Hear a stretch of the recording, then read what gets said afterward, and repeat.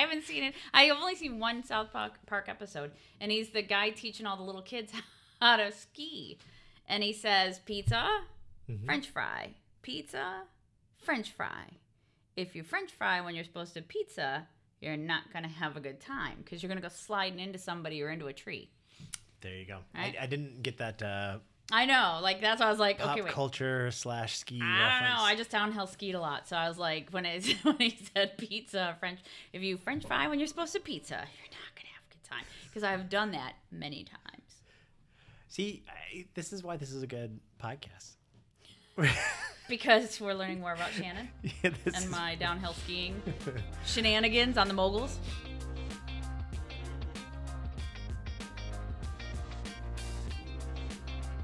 Hi, this is Unlimited Access. My name is Levi. Shannon Aylesworth. And, downhill skier, horse rider extraordinaire. No, most of the time I'm on my fanny. So settle in. All right. Get the horse comfortable. Yeah. All right. You sent over a fairly interesting article. Yeah.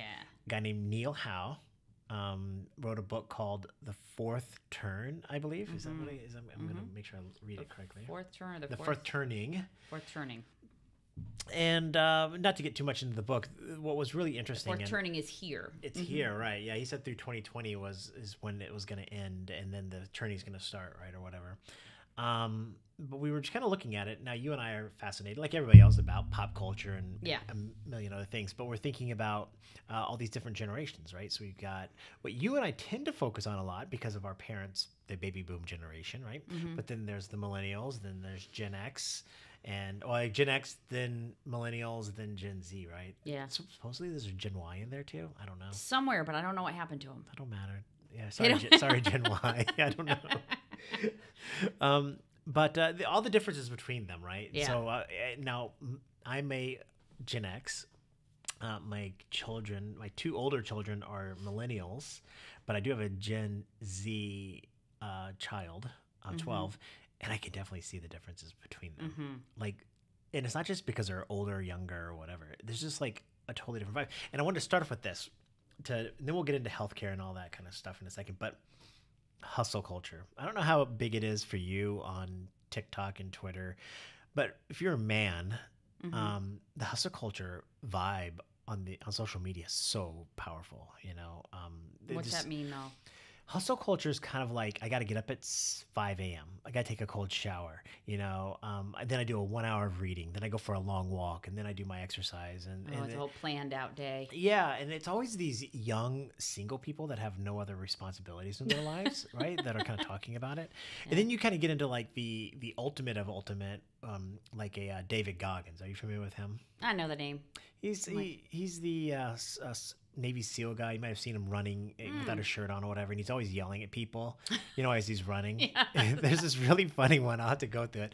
You have to beep this out, but he goes, he's running, and he's like an ultra marathoner, so he's running 100 miles, and he says, I got an email from this, this 20-something-year-old guy. Now he's my age, so he's almost 50. And he's like, I got this email from this young guy. He says, I'm in my 20s, but I struggle to get up and get out of bed. And so David Goggins is like, yeah, I've been doing a lot of research on that. When I was 20-something, I started, I was fat and I was out of shape. And so I started doing a lot of reading on it, done a lot of research. And I just kind of learned that I was just being he said pussy, but get your ass out of bed.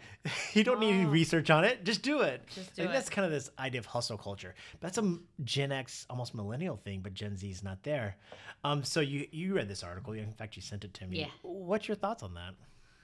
Well, I think actually now that you said that, I think about like just in the last year, one of the things as a startup founder, they go, what are the voices in your head that you kind of brought you up to be a certain way? And I know I'm pretty self-driven, and I used to actually be like that. Just do it, plan your day, get up, you live by it.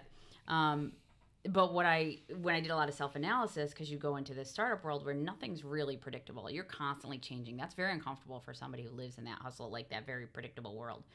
And so what I started hearing was the voices from my mother, which is, if you're not doing something, you're not productive, which is not true. And I think that's where it's like, it really depends on what the voices around you, why the generations are so cool. to look at is you look at the voices around them. Like I watch my sisters, they all have kids, and I watch them battle the iPad generation. And you're not a good mom if you don't allow iPads. And the problem is every other parent is doing something that's kind of driving a culture that you might be fighting uphill against. So I think hustle culture is, I think it's an interesting thing. I'd say I bought into it, but a lot of it was like guys like David Goggins who are like, just do it. And it's not that easy. I mean, we all know it's not that easy to write a list and say, I'm going to get up and be perfect every day.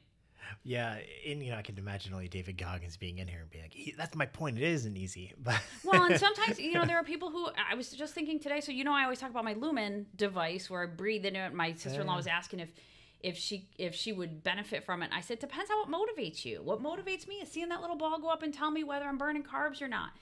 Does getting up and being told being the drill sergeant. I had a personal trainer I loved screaming at me, and I was like, do not scream at me. I will get up here and punch you right in the face. It was not motivating. So I think for David, some people, they need that. That's why some people migrate to the military. They need that structure and they need that focus or else they can't do it and they thrive in it. Other people like me, kind of anti-productive. Yeah, no, it's interesting. Are there real differences in your mind between the generations? Like we frame them in these names, right? Yeah. Are there real differences?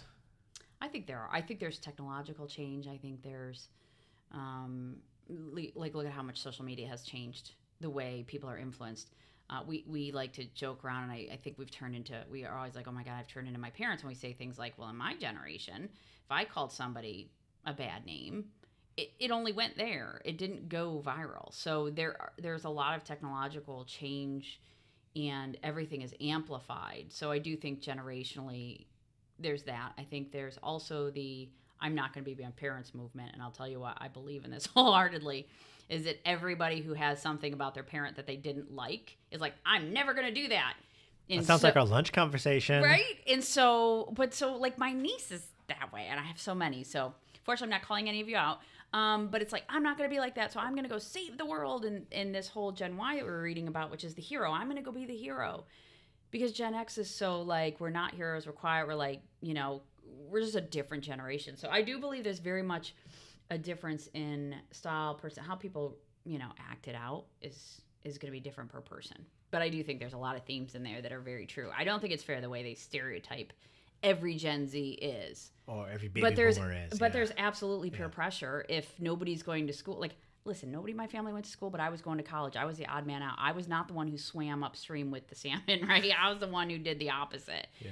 But most kids, that's hard peer pressure to not do what everybody else is doing. So how do you not have a cultural difference? Yeah, I like the contrarian thinking too. Like if the society's going one way, we get along. Yeah, it's probably why. That's why we get along. That's why I quit my job to be an Uber driver. Mm-hmm.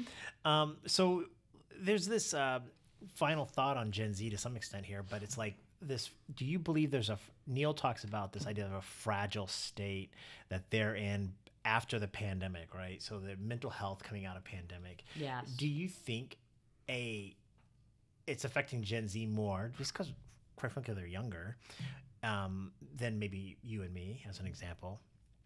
And what are some of the remedies if it is affecting them more in your mind? I don't know that I can answer that because I don't know enough Gen Zers to have thought. My experience, and this is why I sent you the article, is because we, with Ursamin, not to plug us, but we have to really start thinking about what the doctors have to deal with and how to service different types of patients. Mm-hmm. And now Gen Z is coming along, and I don't really understand them. I do think that there's a very real mental health thing that, like, just removing the stigma. Mental health might have been there forever, but we didn't talk about it. We didn't understand it. People feel comfortable. There's a lot of diversity, and like now it's neurodivergent and diversity. There's all these topics that these kids have brought into our discussions that make it a very different conversation. Do I think that there's a crisis? I don't know that. I think it's too early to tell personally. I think coming out of COVID, there's absolutely ramifications. It's like, the Great Depression or the plague or something. You have something that big where the entire world shuts down. The entire world shuts down. How do you not have some ramifications? And it always takes 5 to 10 years to fester, and everybody's going to be like, I swear it was COVID. Or like kids who didn't get their graduation or their senior prom. I'm not saying that like they're going to be really distraught that they didn't get a senior prom. But yeah, that was my son, my 21-year-old. He graduated high school, when COVID first hit, right? So they were out of school, and there was no prom, there was no any of those things. And 2 years of being isolated. My friend's kid tried to commit suicide. Denver was in crisis mode of suicidal problems. So I do think there's a very real mental health crisis. Whether how they grab that, what's the remedy?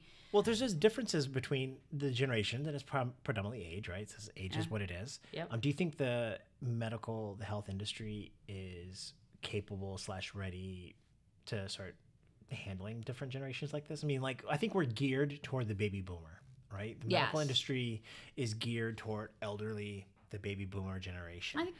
There's a battle. There's a battle, right? There's a battle of what the boomers are comfortable with. Even Gen X, to some extent. You talked to Dr. Julie last week, and it was, hey, I'm not technical. You are. We learned technology. We didn't grow up with technology. That's right. So I do think there's a gap. I think there's a pull from. Listen, right now the baby boomer generation is the largest generation, and it will continue to gain more members, but more members will be more technologically savvy, and that turn will happen. So we'll all be more from a technology, from a health, from a condition perspective. We're all going to be in the same place, which makes it easier for healthcare to implement. But healthcare has a hard job. It's just like what we said. No two people will ever present the same. So the best we can do is try and find trends and address it. And so if the way to do that is a generational view or some other view, is the healthcare ready? Yeah, Amazon just bought One Medical and is launching doctor after doctor to address this Gen Z, Gen Y group. So you'll see they're bifurcating. I love that word. Healthcare is bifurcating to address the generations. And then the tools that come in behind them. So AI is probably going to be rampant in the Gen Z group because they understand it and they won't confuse it, where those of us who are older, we get mad and angry about it. Stop talking about AI. No, that's so good. Well, it's the next wave of humanity. Healthcare's got a hard job, man. I love it. Well, thank you so much for that information. Yeah, that was really good. So again, here at Ursamin, we believe patients, are going to really make better shared health decisions when all of your information, whether it be medical records, your health data, your calendars, resources, everything's all in one location, and that's what we're trying to build. Start embracing owning it, because we're going to have to, as you see, as this thing changes, what's going to happen is people are making very big moves, and you having control of that is going to be really important. Control, yeah, for sure. Well, thank you so much. Thank you.